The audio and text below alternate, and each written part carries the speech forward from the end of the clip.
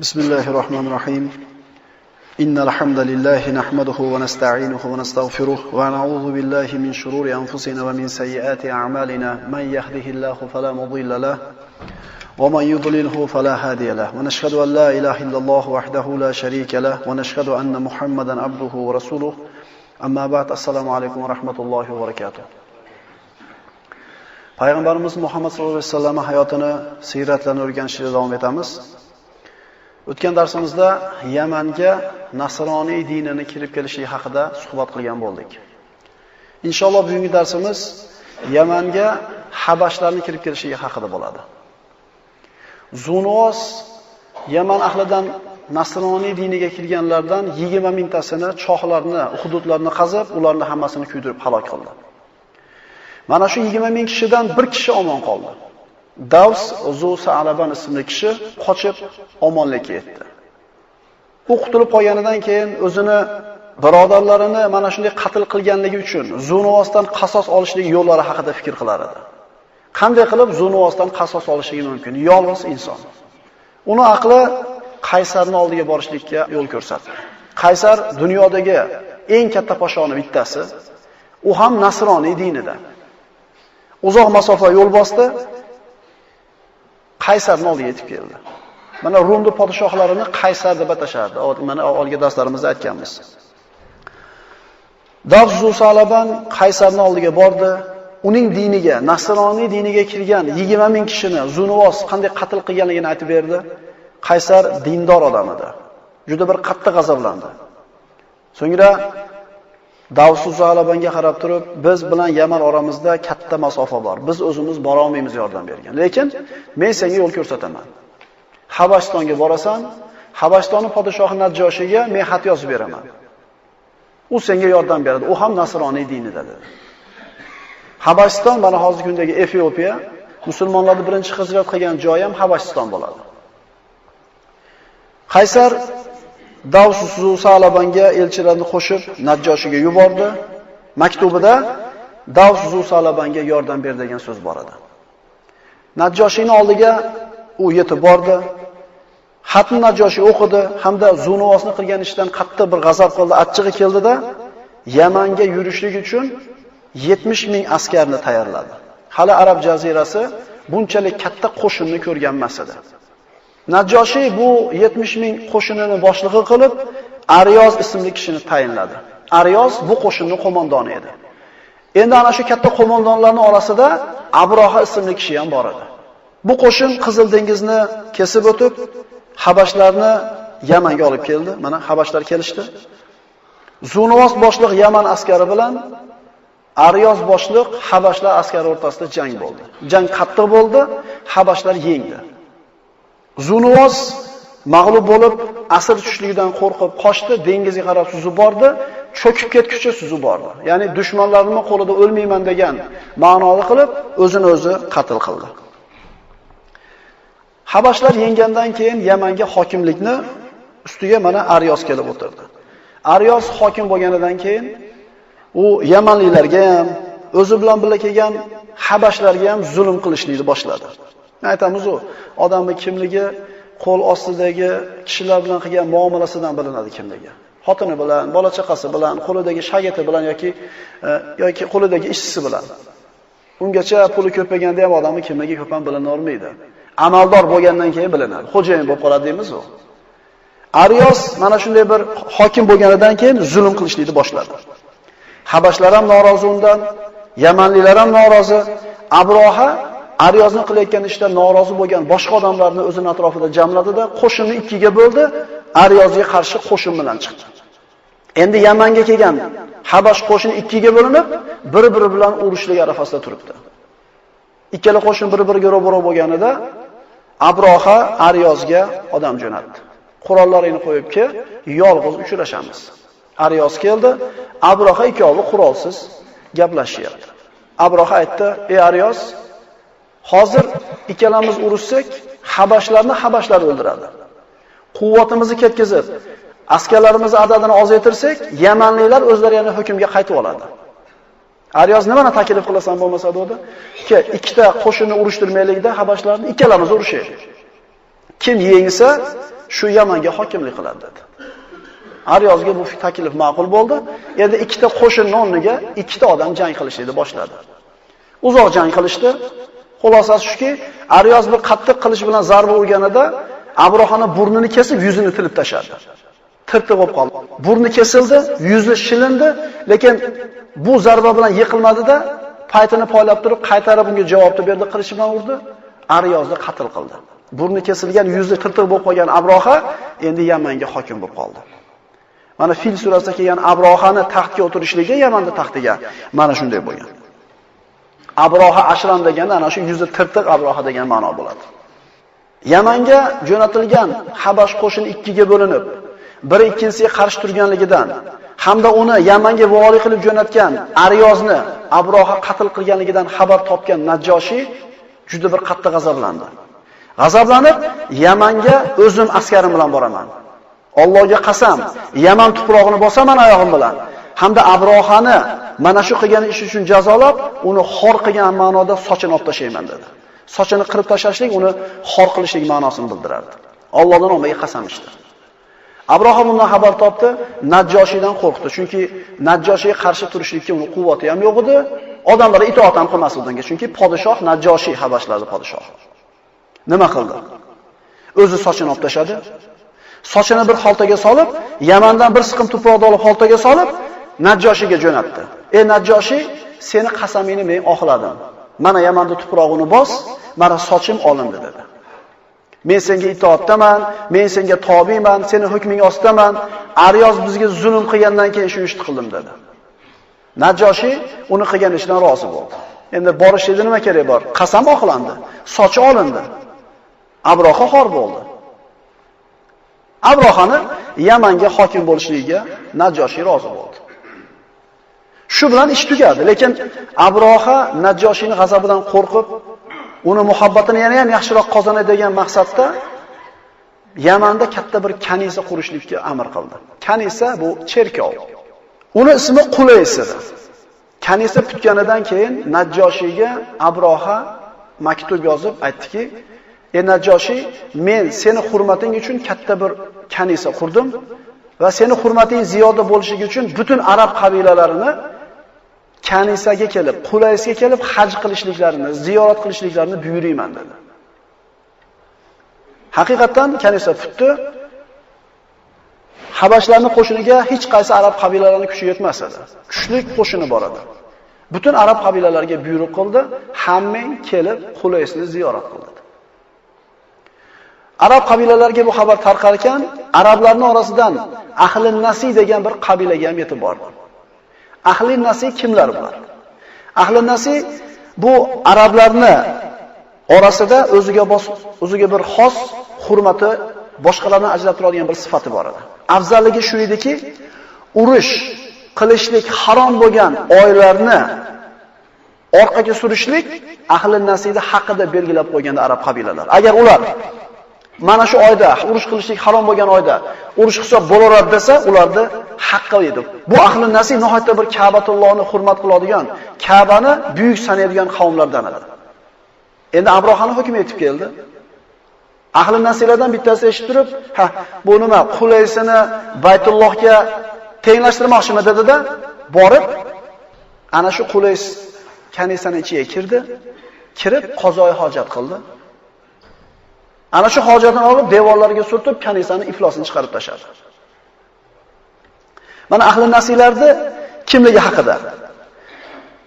Arablar Ibrohim alayhisalom dinida edi, shariatida edi. Yillar o'tishligi bilan zamonlar o'tib, ilm ko'tarib, olimlar yo'q bo'lib ketganidan keyin Ibrohim alayhisalomning shariati yo'q bo'lib ketdi. Faqat ba'zi bir asarlari qoldi.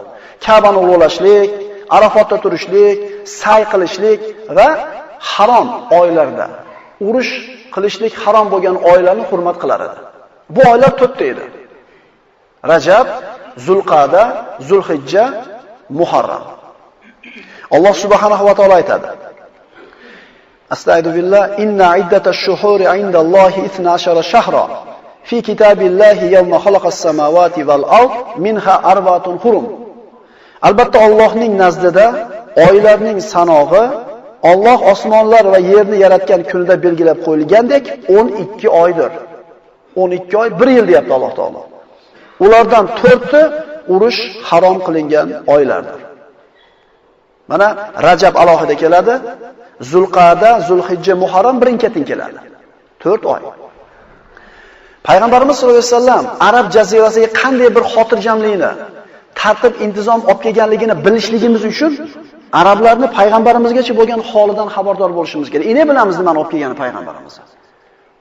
Arablar bir-biriga doimiy suratda qabilalar hujum qilib urush qilib turishar edi. Tirikchiligi urush bilan edi. Ya'ni bir qabila ikkinchi qabilaga hujum qilib turib, uni yengsa, xotin bola chaqasini, mol mulkini olib keladi, boy bo'lishib oladi. Demak, yana bitta qabilaga borib urush qiladi, borib buradan tortib keladi. O'zaro mana shunday bir boshbodoqlik favzoda yashardi. Urush qilmasdan 3 oy yashashlik ularga qiyin edi. Mana aytdik, Rajab alohida keladi, 1 oy sabr qilishadi. Chiqishligi bilan Rajab jangni qilishib, tirishchilik qilib kelishaveradi. Endi 3 oy paydarpay kelgan paytda 90 kun sabr qilish qiyin edi. Shuning uchun ahli nasiy aytar edi, boyaga aytgan kishilarimiz, Zulqa'da harom, Zulhijja harom, endi Muharram kelmadi. Endi safar keldi bir yil desa, safar bilan Muharramni o'rnini almashtirishar edi. O'zi asli bular kofir. Urush qilishlik harom bo'lgan oylarda urush qilish halol deb kofirligini yana ziyoda qilardi bular. Nasi'a degani kechga surish, ortga surish degan ma'no bildiradi. Arablar tarixi davomida 5 marta mana shunday bir Ashhurul Hurumda jang qilishgan. Fujor urushi deyiladi bu urush. Urush qilish harom oylarda qilingan jang Fujor urushi deyiladi. Payg'ambarimiz sollallohu alayhi vasallam mana shu 5-Fujor urushida qatnashgan. Havozin qabilasi Makka ga hujum qilgan paytda makkaliklar o'zlarini himoya qilgan. Bunaqa holatda hujum qilish mumkin emas bu oyda, lekin himoyalanish mumkin. Payg'ambarimiz sollallohu alayhi vasallam aytadilar: "Kuntu anbulu li amami yawmal fujor." Fujor urushida amakilarimga kamon o'qlarni olib berib turganman deydi. 5 marta mana shu urush harom qilingan oylarda arablar jang qilishgan. Ular ahli nasiylar Muharramni safardan keyin keladi desa, haqqi bor deyishganida, shuning uchun ularning hurmati baland edi. Alloh taolo nima deydi? Astagfirullah, innaman nasi'u ziyadatun fil kufr, yudallu bihi allazina kafaru yuhillunahu ama va yuharrimunahu ama, liyuati'u iddata ma harramalloh. Ularda qilayotgan ishini kufr ekanligini Alloh taolo bayon qilib aytadi. Shak shubhasiz harom oylarni ketga surish ortiq darajadagi kofirlikdirki, u sababli kofirlar butunlay yo'ldan toyilurlar. Ular Alloh harom qilgan oylarning sanog'ini 4 oyga to'g'rilab, Alloh harom qilgan narsani halol qilib olish uchun uni 1 yil halol desa, 1 yil harom deydilar. At-tahlil va at-tahlim haqqulloh. Bir odam kim bo'lishdan qat'iy nazar, Alloh taolo harom degan narsani halol desa kofir bo'ladi. Halol narsani harom desa kofir bo'ladi. Bir narsani halol, harom deyishlik Alloh taoloning haqqi. Bular o'zi kofir. Muharram oyida urush qilishlik harom desa, yo'q, hozir Muharram emas, nima keldi? Safar keldi. Halol deb turib, kofirliklarni ziyoda qilishadi. Abrohaga Qulaysni iflos qilib chiqib ketganlarini xabarini aytishganida, g'azab qilib, jahl qilib, kim qildi buni dedi. Ahli nasiylardan bittasi ekan dedi. Ahli nasiy kim? Ha, ular Ka'bani nihoyatda buyuk sanaydigan xos arab qabilasi. Ka'ba nima? Ka'ba arablar haj qiladigan uy. Demak, arablarning haj qiladigan uyini men bayron qilmasdan turib, demak hech qaysi Qulaysni ziyorat qilgani kelmaydi ekan dedi. Qo'shin to'pladi, Ka'batulloni buzishlik niyati bilan Makka ga qarab yurib keldi. Yamandan chiqar ekan Abroha Ka'batulloni buzishlik uchun nihoyatda bir katta bir ulkan filni, Mahmud ismli filni o'zi bilan olib chiqdi. Bu fil Ka'batulloni buzish kerak edi. Abrohani yo'lini to'sishlik uchun bir qancha arab qabilalari qo'shin to'plab chiqishdi. Arablar taslim bo'lgan emas. Arablar unga tek qo'yib berishgan emas Ka'bani buzishlikka.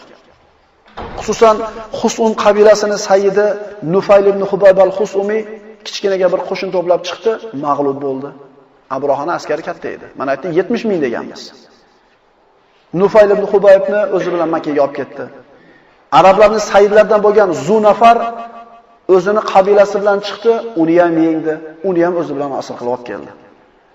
Abroha Toifga kelguncha qarshilikka ro'baro bo'lib turdi. Lekin Toif ahli, Toifda yashaydigan Saqif qabilasi Abrohani Ka'bani buzishligiga qarshi emasliklarini aytishdi. Biz qarshi emasmiz, qo'rqishdi. Chunki Abroha Toifni ham vayron qilmasin deb, biz qarshi emasmiz, buzover. Niyatimizni to'g'riligining yana bitta dalili senga Ka'bani ko'rsatadigan odamni ham qo'shib beramiz deydi. Ya'ni xiyonat. Butun arab qabilalari qarshi bo'lib turgan narsaga Saqifdan bo'lgan Abu Rug'ol ismli kishi Ka'bani ko'rsataman deb yo'lboshchilikka chiqdi. Abu Rug'ol Makka ga yaqin kelgan paytda vafot etdi. Toif bilan Makka o'rtasida ko'mildi va arab qabilalari uni qabrini toshbo'ron qilishlikni odat qilishdi. Chunki butun qabilalarga, butun arab xalqiga xilof ravishda xiyonat qilib Ka'bani ko'rsatgan edi. Abu Rug'ol xiyonatkor odam edi. Shuning uchun hozirgi kunda ham arablarda bir odamni xiyonatkor deyishmoqchi bo'lsa, Zurug'ol deb qo'yishadi. Abroha Makka ga yaqin keldi. Abrohaning askarlari Makka ahlini, Makkani tashqarisida boqib yurgan tuyalarini hammasini tortib o'zlariniki qilishib qo'ydi. Ularning ichida, mana shu tuyalarning ichida 200 tasi payg'ambarimiz sollallohu alayhi vasallamning bobosi Abdul Muttolibning tuyasi edi. Abdul Muttolib ana shu paytda Makka mukarramani mutlaq sayyidi edi. Eng hurmatli oqsoqol edi. Tuyalarini Abrohaning askarlari olib qo'ygandan xabar topgan Abdul Muttolib Abrohaning oldiga kelib, kirishlik izn so'radi. Abroha arablardan birortasini qabul qilishini xohlamas edi. Abdul Muttolib podshohning oldiga kirishga chora topolmasdan asir bo'lib kelayotgan Zunafarning oldiga bordi. Mana aytdik, Abrohaga qarshi urushib asir bo'lib kelgan ikkita arab sayyidi bor edi. Zunafarning oldiga kelib, nima maslahat berasan? Podshohning oldiga qanday qilib kirsam bo'ladi? Zunafar aytdi, men asirman, men qo'limdan hech narsa kelmaydi. Lekin dedi, senga bir yo'l ko'rsataman. Ana shu filni, Mahmud ismli filni yetaklovchisining ismi Unays bo'ladi. Zunafar bilan Unays yo'lda kelatib, ham suhbat bo'lib qolgan bo'ladi. Unaysdan Zunafar iltimos qiladi. Abrohaga kirib ayt, Abdul Muttolibni qabul qilsin. Unaysni iltimosini Abroha qabul qilib, Abdul Muttolibni huzuriga kirishlikka izn beradi. Abdul Muttolib nihoyatda bir vasim, yurak gavdali, kelishgan, chiroyli, haybatli kishi edi. Uni ko'rgan odam haybatlanadi albatta. Abroha taxtida o'tirgan joyiga Abdul Muttolib kirib kelganida, uni ko'rib turib haybatlandida, hurmatini joyiga qo'yishlik maqsadda o'zi o'tirgan taxtni yonboshiga o'tkazmoqchi bo'ldi sherik qilib. Lekin Habashlar taxtga bir arabni o'tkazib qo'ydi degan ma'lumotdan qo'rqib, taxtdan o'zi tushdi, Abdul Muttolib bilan yerga o'tirdi. Ya'ni podshoh, ya'ni Abdul Muttolibning haybatidan haybatlanib yerga o'tirdi. Abroha, menda nima hojatingiz bor dedi. Abdul Muttolib, seni askarlaring meni tuyalarimni tortib olishibdi. Odamlarning tuyalarini tortib olibdi. Ularning ichida 200 ta tuya meniki. Tuyalarimni qaytarib ber dedi. Abrohani g'azabi keldi. Chunki kirganda nihoyatda bir haybatlik, salobatlik, kishini ko'rib bir boshqacha bir hurmat qilib turuvdi. Gapirgan gapini eshitib turib g'azablanib aytdiki, seni ko'rganimda hurmatlab yaxshi muomala qildim. Taxtimdan hatto yerga tushib sen bilan birga o'tirdim. Endi sen va qavming ibodat qiladigan Ka'bangni buzgani keldim desam, mendan Ka'bamizni buzmagin deb iltimos qilishdi o'rniga qa'dagi tuyani so'raysanmi dedi. Deganida Abdul Muttolib, "Ey Abroha, tuyalar meniki" dedi. "Men tuyalar egasiman. Ularning ishini men tadbir qilaman. Endi bu Ka'ba Allohning uyi" dedi. "Uni himoya qilib oladigan Robbisi bor. Tuyalarimni ber meni" dedi. Abroha tuyalarni qaytarib berdi. Abdul Muttolibning gapidan hayron bo'ldi. Abroha Abdul Muttolibga yana dedi: "Biz senga va seni qavmingga ozor berishlik niyatda kelganimiz yo'q. Biz Ka'bani buzamiz, qaytib ketamiz. Sen Makka ahliga ayt, Makkani bo'shatib qo'ysin" dedi. "Biz Ka'bani buzgandan keyin kirib sizlar yashayverasizlar" dedi. Abdul Muttolib Makkaga qaytib bordi. Hamda Abrohani so'zini ularga yetkazdi, toqqa hammasini chiqib ketishlikka buyurdi. Chiqib ketar ekan Parvardigoro, bu o'zingning uying. Unga qarshi turishlikka bizni quvvatimiz yo'q, himoya qilishlikka. O'zingga topshiring deb chiqib ketdi. Tog'larning ustiga chiqib qarab turish va'da qilingan kun kelganda Abroha fil Ka'bani borib buzishligini buyrug'ini berdi. Fil Ka'baga qarab yurib bordi. Shu payt asr bo'lib qo'l oyog'i bog'lanib kelayotgan Nufayl ibn Hubayb o'zini shunday iplardan bo'shatdi, shoshilganicha kelib asr bo'lib kelayotgan filni qulog'iga shunday osildida, "Ey Mahmud, bu Allohning bayti, tiz cho'k." Fil tiz cho'kdi. Uni kelib urishdi, turmadi, turtishdi, turmadi, turgizishdi, turmadi, yotib oldi. Filni yetaklovchisi uni esi keldi, turgizdi, turdi. Yaman tomonga yoki boshqa tomonga qarab yetalasa yurdi. Ka'batulloh yetalasa yurmadi. Ular filni u yoqqa turtib, bu yoqqa turtib, fil bilan ovora bo'lib turgan paytda uzoqdan osmonni to'ldirgan bir qora bulut ko'rindi. Odamlar buni nimaligini bilmasdan qarab turishdi. U Alloh taoloni mana shu Abroha va uning qo'shilib yuborgan balosi, abobil qushlardan iborat qora bulut edi. Ulamolar bu qushlarni ta'riflab aytishadi. Ular kichik chumchuqqa o'xshagan qushlar edi. Har bir qushda 3 tadan, sopoldan, sijildan bo'lgan tosh bor edi. Ikkitasi oyog'ida, bittasi tumshug'ida. Kichkina toshlar. Qushlar o'zlari bilan olib kelayotgan toshlarni Abrohani askarlarining ustiga kelib yog'dirdi. Tosh ularda bittasiga tekkanda, xuddi bir badaniga kasal tegib, go'shi bo'linib tushgandek, tosh tekkanda go'shlari bo'linib uzilib tushdi.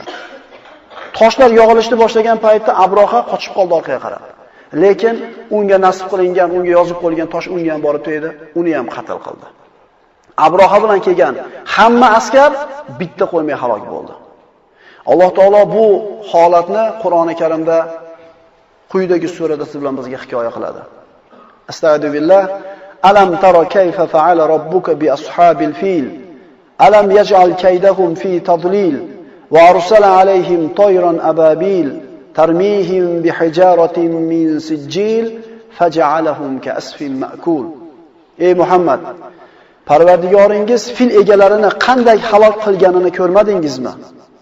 U zot ularning Ka'batullohni vayron qilish uchun qo'llagan barcha hiyla-nayranglarini barbod qilmadimi? U zot ularning ustiga sopoldan bo'lgan toshlarni otadigan to'p-to'p qushlarni yuborib, ularni qurt-qumisqalar tomonidan chaynab tashlangan somon kabi ilma-teshi qilib yubordi. Alloh taolo bularning ustiga qanday balo jo'natdi? Yana bir mulohaza qilaylik. Abroha Allohning uyini buzaman deb, Allohga dushmanlik qilib, yer yuzidagi eng katta hayvonni yetalab keluvdi. Alloh taolo o'zining mahluqotlaridan eng kichkina bo'lgan chimchiqqa o'xshagan qushlar bilan uni xor qildi. Vala ya'lam junuda robbika illahu. Parvardigoringizni qanday qo'shini bor ekanligini faqat o'zi biladi. Allohning diniga dushmanlik qilganlar har qancha fildek quvvatga ega bo'lsa ham, Alloh taolo xohlasa ana shunday chumchuqdek kichkina jonivor bilan Alloh taolo uni xor qilib qo'yaveradi. Rivoyatlarda keladi. Namrud, kofir podshohlarda o'tgan Namrud Ibrohimni Robbisini o'ldirdim deb osmonga nayza otdi deyiladi. Alloh taoloni o'ldirdim degan edi. Alloh taolo uni qanday xor qildi? Kichkinagina chivin uni burnining ichiga kirib ketdi. Mana shu boshini ichiga kirib joylashib olib, shunday bir qichishtirganda, qimillaganda azoblanar edi. U nima chorasini topishuvdi? Chivinni to'xtatishlik uchun oyoq kiyimlar bilan boshiga urilganda, shunda haligi chivin to'xtar edi. Ya'ni xor qilishligini ko'ringki, yana u cho'loq chivin deyiladi. Odamlarda oyog'ini taydagi kalishi bilan boshiga urilganda, shu jinni orom olardi, tek tursa, yana bir bezovta qilar edi. Alloh taoloning diniga dushmanlik qilganlar har qancha kuch-quvvatli bo'lmasin, har qanday choralari ko'p bo'lmasin, har qanday hiylalari ko'p bo'lmasin, Alloh taolo albatta ulardan kuchli bo'lgan, buyuk bo'lgan zot. Bu bo'lib o'tgan voqeadan keyin arablarni qalblarida Ka'baga bo'lgan muhabbat, haybat, hurmat yana ziyodalashdi. Bilishardi Allohning uyi ekanligini, lekin bu bo'lib o'tgan ish ularda iymonni yana ham ziyoda qilib qo'ydi. Ka'ba Allohning uyi ekanligiga. Arablar shu paytgacha taqvim tutishmas edi. Endi mana shu fil voqeasi sodir bo'lgandan keyin taqvim yuritisha boshladi. Fil yilidan 6 yil burun, fil yilidan 8 yildan keyin va hokazo. Mana shu fil voqeasi sodir bo'lgandan keyin 50 kun o'tganidan keyin payg'ambarimiz Muhammad Mustafa sallallohu alayhi vasallam dunyoga keldi.